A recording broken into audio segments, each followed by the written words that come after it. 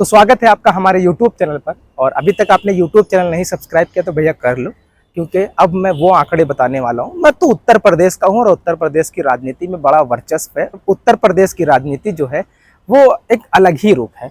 होती होगी राजनीति कहीं पर हो, हमारे देश में जो राजनीति होती है वो विकास के नाम पर नहीं होती है।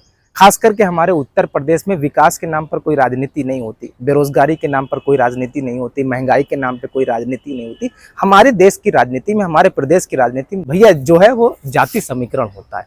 हाँ, उत्तर प्रदेश में हिंदू मुसलमान भी बहुत कम होता है। हमारे प्रदेश में तो भैया ब्राह्मण होता है। हमारे उत्तर प्रदेश में तो भैया दलित समीकरण होता है। हमारे उत्तर प्रदेश में तो भैया यादव समीकरण होता है। हमारे उत्तर प्रदेश में तो कुर्मी समीकरण होता है। और सबसे बड़ा अहम फैक्टर चुनाव जो होता है वो मुसलमान फैक्टर होता है। इसी मुसलमान फैक्टर को लेकर के तमाम सियासी पार्टियां जो है वो आगे बढ़ी।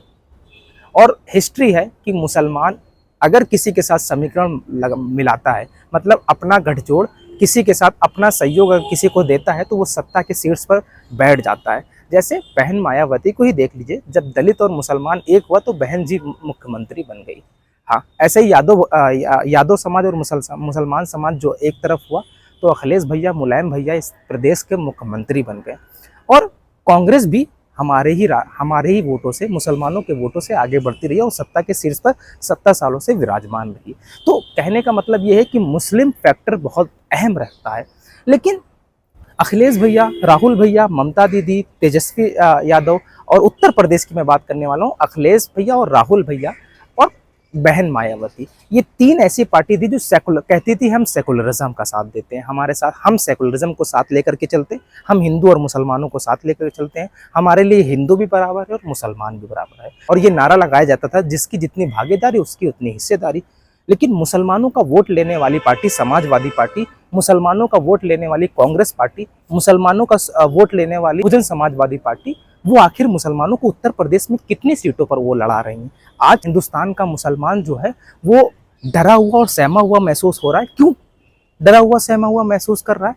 इसलिए क्योंकि जब देश के बड़े बड़े नेता ये कह रहे हैं कि मुसलमान घुसपैठी है, जब देश के बड़े बड़े नेता ये कह रहे हैं कि मुसलमानों का, हिंदू बहनों का मंगलसूत्र छीन करके मुसलमानों को दे दिया जाएगा, अगर आपके पास 2 भैंस है तो 1 भैंस उनको दे दी जाएंगी। देश के बड़े बड़े नेता ये कह रहे हैं कि बजट का 15% मुसलमानों को दे दिया जाएगा। अब सोचिए, तो मुसलमान जो है इस वक्त जब डरा और सहमा हुआ महसूस कर रहा है, जब मुसलमान एक तरफा जो है तमाम सेकुलर पार्टियों को जिताने की कोशिश कर रहा है, एक तरफा जो है इस प्रदेश का, इस देश का मुसलमान एक तरफा वोट कर रहा है इंडिया गठबंधन को। लेकिन इंडिया गठबंधन वाले जो मुस्लिमों की सियासत कर करके आगे बढ़े हुए हैं, क्या इंडिया गठबंधन वाले, खास करके समाजवादी पार्टी, उत्तर प्रदेश के अंदर बात कर रहा हूँ कि जाति समीकरण होता है, उस जाति समीकरण में अखिलेश यादव ने और मायावती ने और राहुल भैया ने कितनी सीटें मुसलमानों को दी है? जबकि उत्तर प्रदेश के अंदर 20 से 22% आबादी मुसलमानों की है, 8 से 9% आबादी यादवों की है। अच्छा, अखिलेश भैया की बात कर लेते हैं क्योंकि वो यादव समाज से आते हैं। आखिर उन्होंने कितना लोकसभा चुनाव में कितने मुसलमान उम्मीदवार उतारे हैं? और फिर बात करूंगा कांग्रेस की, जो कहती है कि हम मोहब्बत की दुकान खोल करके बैठे हैं, हमारे लिए सब बराबर है।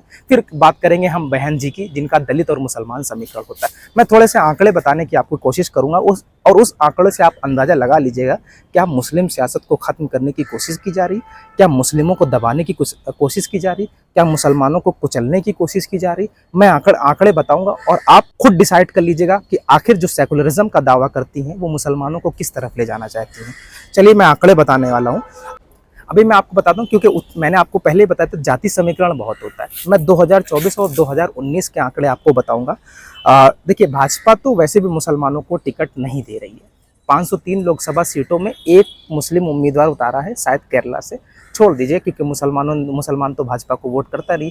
लेकिन जिसको वोट करता है, क्या उन पार्टियों ने मुसलमानों को टिकट दिया?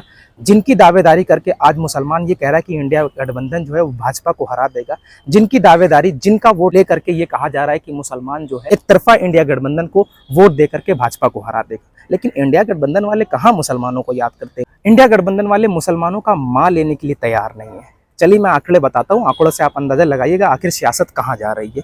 मैं 2024 की बात कर रहा हूँ, समाजवादी पार्टी की 2019 की बात कर रहा हूँ। 2019 में उत्तर प्रदेश के अंदर 80 लोकसभा सीटों में 10 लोकसभा सीटों में अखिलेश भैया ने मुस्लिम उम्मीदवार उतारे थे।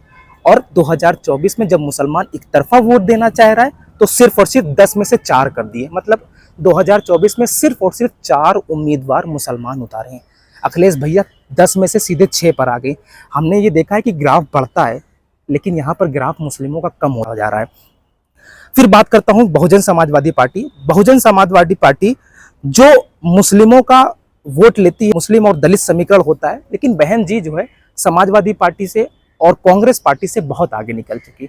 जो समाजवादी पार्टी और बहन जी जो समाजवादी पार्टी और कांग्रेस पार्टी कहती है कि हम मुस्लिमों को साथ लेकर के चलते हैं, लेकिन उन्होंने मुस्लिमों को छोड़ा और थामा किसने इस वक्त? मायावती ने। आखिर मैं मायावती की यहाँ पर तारीफ नहीं कर रहा हूँ, क्योंकि हमारे लिए तो सब बराबर एक है। वो सब सेकुलरिज्म को खत्म करना चाहती हैं, वो सब मुस्लिमों की सियासत को दबाना चाहती हैं। लेकिन अभी मैंने आपको समाजवादी पार्टी का आंकड़ा बताया, जो कि 2019 में 10 था और 2024 में घट के 4 हो गया। 4 लोकसभा सीटों पर उम्मीदवार उतारे हैं। वहीं कांग्रेस की बात करता हूँ। कांग्रेस ने 2019 में मुसलमानों को 80 लोकसभा सीटों में 8 लोकसभा सीटों पर भरोसा जताया था और उम्मीदवारी का ऐलान करवाया था।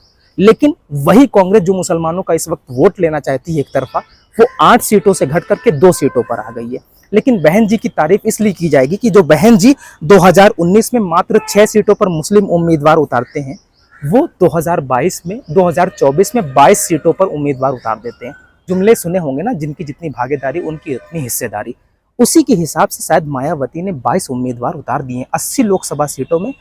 उत्तर प्रदेश के अंदर 20 से 22% मुसलमान हैं, तो 22 लोकसभा सीटों पर मायावती ने अपने उम्मीदवार उतारे हैं।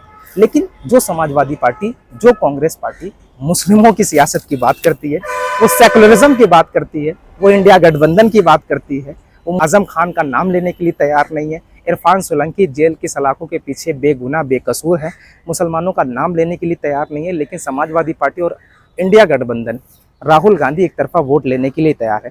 आखिर आपने आंकड़ों से ये पता लगा लिया कि कौन किस मुस्लिम सियासत को कब और किस वक्त खत्म कर देगा, या आप आंकड़ों से पता लगाया जा सकता है।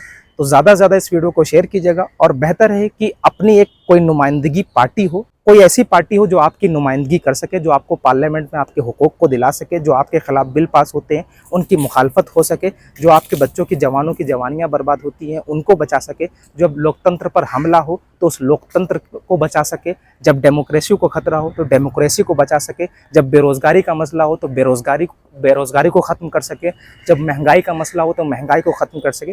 कोशिश कीजिए अपनी जमात को मजबूत कीजिए, ताकि कोई आपकी आवाज़ बने। ज़्यादा से ज़्यादा इस वीडियो को शेयर कीजिएगा और इस मेरे यूट्यूब चैनल को ज़रूर सब्सक्राइब कीजिएगा।